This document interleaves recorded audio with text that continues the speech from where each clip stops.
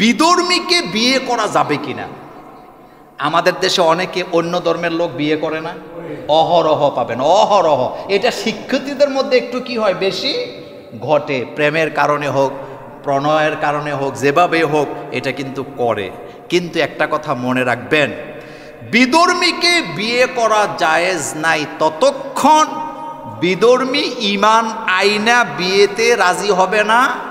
যতক্ষণ আপনি কোনো মেয়েকে পছন্দ করছেন কিন্তু সে বিধর্মী, মুশরিক, অন্য ধর্মের লোক, কথা বুঝেন, তাইলে আপনি তাকে বিয়ে করতে পারবেন না যতক্ষণ না সে ঈমান না আনে। তবে আপনি আপনার ধর্ম ত্যাগ করে ওর ধর্ম গ্রহণ করে বিয়ে করার কোনো সুযোগ নাই। আল্লাহ রাব্বুল আলামিন বলছেন, ওয়ালা তানকিহুল মুশরিকাতি হাত্তা ইউমিন। আল্লাহ পাক বলেন, মুশরিকদেরকে তুমি বিয়ে করতে পারবা না যতক্ষণ পর্যন্ত সে ঈমান না আনে। তার মানে হলো, কোনো মুসলমান ছেলে যদি কোনো হিন্দু মেয়েকে বা বিধর্মী মেয়েকে বিয়ে করতে চায়, বিয়েটা জায়েজ হবে না ততক্ষণ ওই হিন্দু মেয়েটা অথবা বিধর্মী মেয়েটা ইসলাম গ্রহণ করবে না যতক্ষণ। আবার কোনো মুসলমান মেয়েও যদি কোনো বিধর্মীকে বিয়ে করতে চায়, তাহলে ওই লোকটাও ঈমান আনবে না যতক্ষণ, বিয়ে শুদ্ধ হবে না ততক্ষণ। যে কোনো ধর্মের লোক যদি ঈমান আনে, তার ধর্ম ত্যাগ করে, তাহলে আপনি বিয়ে করতে পারবেন, এতে কোনো সন্দেহ নাই। কিন্তু ধর্ম ত্যাগ করাটা কি বাধ্যতামূলক? করতেই হবে, নতুবা আপনি বিয়ে শুদ্ধ হবে না। এখন আসেন, আহলে কিতাব যারা, তাদেরকে বিয়ে করা জায়েজ। এই ফতুয়ার উপরে আমাদের দেশের বড় বড় রাজনীতিবিদ হোক, শিক্ষাবিদ, বুদ্ধিজীবীরা, হিন্দু, বৌদ্ধ, খ্রিস্টান, ইহুদি, নাসারা একেবারে এটাকে গোলায়া ফেলে বিয়ে একটা কইরা সংসার করতেছে। আর আলেমদের সাথে বুক ফুলে কয়, আমি আহলে কিতাব বিয়ে করছি। তুমি গোড়ার ডিম করছো, কারণ আহলে কিতাব তুমি বুঝো নাই। এখন বুঝেন, খ্রিস্টান হইলেই আহলে কিতাব না, ইহুদি হলেই আহলে কিতাব না। তাহলে আহলে কিতাবকে, মজার কথা হলো আমাদের দেশের লোকেরা আহলে কিতাবটা বুঝে না। কেউ যদি খ্রিস্টান ধর্ম মানে, কিন্তু তার ধর্মের আকীদাটা আগে তালাশ করতে হবে, তার আকীদার ভিতরে আল্লাহ তাআলার সত্তা অস্তিত্ব স্বীকার করে কিনা।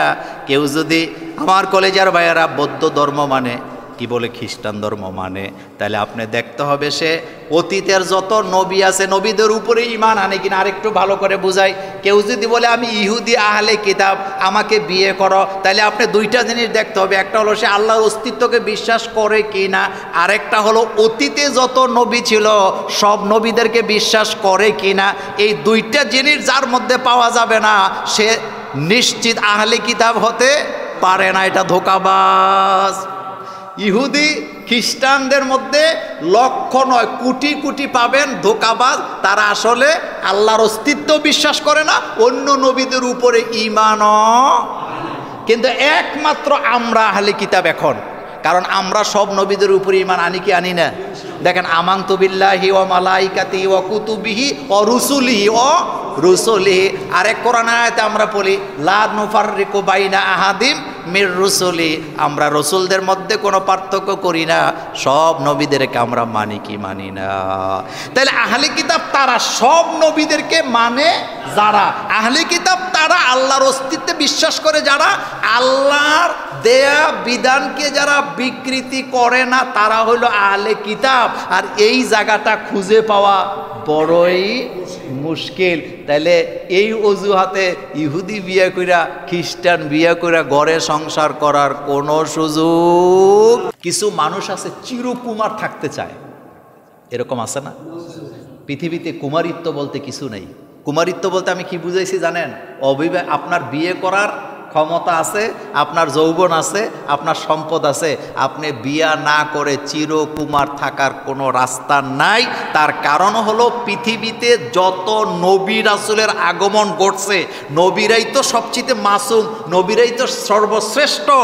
একজন নবীও ছিলেন না যার স্ত্রী ছিল না, যার দাম্পত্য জীবন ছিল না। আল্লাহ পাক বলছেন, প্রত্যেক নবীর স্ত্রী ছিল, দাম্পত্য জীবন ছিল। বিয়ে না করে আল্লাহর ওলি হওয়া যায় না। আগে আয়াত শোনান, আল্লাহ পাক কি বলতেছেন? আল্লাহ রাব্বুল আলামিন বলছেন, ওয়ালাকাদ আরসালনা রুসুলাম মিন ক্বাবলিকা ওয়া জাআলনা লাহুম আজওয়াজা। আল্লাহ পাক বলেন, পৃথিবীতে আগমনকারী একজন নবীও ছিলেন না যাদের স্ত্রী ছিল না। প্রত্যেক নবীদের স্ত্রী ছিল, একাধিক স্ত্রী ছিল। জোরে কোন সুবহানাল্লাহ। এখন শোনেন, কেউ যদি বিয়ে না করে আপনারা কবেন আল্লাহর ওলি বিয়ে করছে না জীবনে, এরকমের বলিন না, আছে না? প্রত্যেক নবী বিয়ে করছে। এটা কি মোল্লার কথা না আল্লাহর কথা? আরো জোরে বলেন, কার কথা? আল্লাহ পাক বলছেন, ওয়ালাকাদ আরসালনা রুসুলাম, আমি দুনিয়াতে পৃথিবীতে যত নবী প্রেরণ করেছি, মিন ক্বাবলিকা, নবী গো আপনার আগে, ওয়া জাআলনা লাহুম আজওয়াজা, প্রত্যেক নবীর স্ত্রী ছিল, প্রত্যেক নবীর দাম্পত্য জীবন ছিল, প্রত্যেক নবীর সংসার ছিল। বিয়ে করেন নাই একজন নবীও আপনি পাবেন না, একজনও পাবেন না। হযরত আনাস ইবনে মালিক রাদিয়াল্লাহু তাআলা আনহু বলেন, আল্লাহ রাসূলের কাছে 3 ব্যক্তি আসলেন। কয় ব্যক্তি? রাসূলের দরবারে 3 জন ব্যক্তি আসলেন। যা সালাসাতু রাহতিন ইলা বুয়ুতিন, আল্লাহ রাসূলের কাছে এসে বলেন, ইয়া রাসূলুল্লাহ সাল্লাল্লাহু আলাইহি ওয়াসাল্লাম, আমি ইবাদত করব, এমন ইবাদত আমি করব, আমি সারা মাস রোজা রাখবো, সারা বছর রোজা রাখবো, রোজা আমি ভাঙবো না। আমলের কথা বলতেছে, সারা বছর আমি রোজা রাখবো, রোজা ভাঙবই না। আরেকজন বলতেছে, ইয়া রাসূলুল্লাহ সাল্লাল্লাহু আলাইহি ওয়াসাল্লাম, আমি ঘুমাবো না, সারা রাত আমি নামাজ ইবাদত করব, নফল নামাজ পড়ব, রাতের বেলা ঘুমাবো না। 3 নম্বর ব্যক্তি বলতেছে, ইয়া রাসূলুল্লাহ সাল্লাল্লাহু আলাইহি ওয়াসাল্লাম, আমি দিনের বেলা রোজা রাখবো, রাতের বেলা নফল ইবাদত করব, সংসার করব না। কি করবে না? কথা কয় না, কি করবে না? মানে বিয়ে করব না, স্ত্রীর দরকার নেই, এগুলা ঝামেলা, এগুলা করলে তো আমি ইবাদতের সুযোগ পাবো না। তাইলে রোজা রাখতে পারবো বউ না থাকলে, রাতের বেলা না ঘুমায়া ইবাদত করতে পারবো। এই কথা বলার পরে আপনার আমার নবী, বিশ্ব নবীর চেহারা মোবারক গোসা লাল হয়ে গেলেন। আল্লাহর নবী বললেন, আমি রোজা রাখি, রোজা ভাঙ্গি, আমি রাতের বেলা ঘুমাই, এরপরে তাহাজ্জুদ পড়ি। কথা কি বুঝতেছেন? আমি রোজা রাখি, আমি রোজা ভাঙ্গি, আমি রাতের বেলা ঘুমাই, আমি তাহাজ্জুদ পড়ি, আমি আমার স্ত্রীদের কাছে যাই, আমি বিয়ে করি, আমার দাম্পত্য জীবন আছে, আমার স্ত্রীর প্রয়োজন হয়, আমি আমার স্ত্রীর কাছে যাই। সুতরাং যারা বিয়ে করে না তারা আমার উম্মত হতে পারে না। কি বুঝলেন? কি বুঝলেন? হালকাভাবে নিয়েন না, হালকাভাবে নেওয়ার কোনো সুযোগ। কিন্তু আমাদের দেশে অনেক নেতারা, আমি চিরকুমার, কেউ আবার চিরকুমার সমিতির সভাপতি আছিল, বিয়ে করার 5 বছরের মাথায় 3 বাচ্চা, এরকমের ঘটনাও আছে না?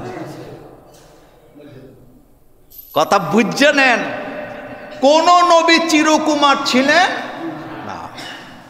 চিরকুমার সমিতিও নাকি আছে, ফাজলামি করার জায়গা পাও না। রাসূল বলতেছেন, বিশ্ব নবী যার জীবনে কোনো পাপ নাই, গুনাহ নাই, কালিমা নাই, তিনি বলতেছেন, আমি রোজা রাখি, আমি রোজা ভাঙ্গি, আমি ঘুমাই, আমি নফল ইবাদত করি, আমি তাহাজ্জুদ পড়ি, আমি আমার স্ত্রীদের কাছে যাই, আমি আমার স্ত্রীদের কাছে। ইমামে আযম আবু হানিফা রাহিমাহুল্লাহর ব্যাপারে একটা কথা, এটা অতিরঞ্জিত। তারা কি বললেন? তিনি একজন ইমামে আযম আবু হানিফা রাহিমাহুল্লাহ, তিনি এমন এক ব্যক্তি যিনি ছিলেন ইসলামের ব্যাপারে খুবই সতর্ক, খুবই সতর্কবান একজন ব্যক্তি ছিলেন। তিনি ইসলামের বিষয়গুলোকে সূক্ষ্মভাবে চিন্তা করে আমল করতেন, ফতুয়া দিতেন, সমাধা দিতেন। আশ্চর্য হই যখন কেউ বলে যে উনি 40 বছর এশার কি বলে ওযু দিয়া ফজরের নামাজ পড়ছে। আচ্ছা, আপনাকে জিজ্ঞেস করি, ইমামে আযম আবু হানিফা তিনি কি এই ব্যাপারে এতটাই বেখেয়ালি ছিলেন যে তার স্ত্রীর হক তিনি আদায় করে নাই? আস্তাগফিরুল্লাহ, নাউজ। আপনি কি তাকে আসামি বানিয়ে দিচ্ছেন? এত আবেগ, বলেন এত আবেগ। আচ্ছা, আপনি বলেন 40 বছর যদি উনি এশার ওযু দিয়ে ফজরের নামাজে জামাত পড়েন, তাহলে এই 40 বছরে উনি কি একদিনও স্ত্রীর হক আদায় করা ওনার ব্রেনে আসে নাই? যারা বিয়ে করছেন তারা বুঝবেন। আপনাদেরকে ইশারা দেই, 1 সপ্তাহ যদি কাছাকাছি না যান, বউ ইশারা দেয় কি দেয় না? এটা কি লজ্জার ব্যাপার? কথা বলেন না কেন? দেয় কি না? দেয়, আকারে ইঙ্গিতে বুঝায়। আর উনি 40 বছর হতে পারে না, এটা অবিশ্বাস্য কথা। তিনার মতো একজন আমলদার ব্যক্তির উপরে এটা তোহমত দেওয়া হচ্ছে। নবীদের স্ত্রী আছে, এই কথা মোল্লার না আল্লাহর? আল্লাহ পাক এখানে বলেছেন প্রত্যেক নবীর স্ত্রী ছিল, প্রত্যেক নবীর একাধিক স্ত্রী ছিল, হক আদায় করেছেন। সুবহানাল্লাহি ওয়া বিহামদিহি। সুতরাং বিয়া না কইরা চিরকুমার থাকার কোনো সুযোগ ইসলামে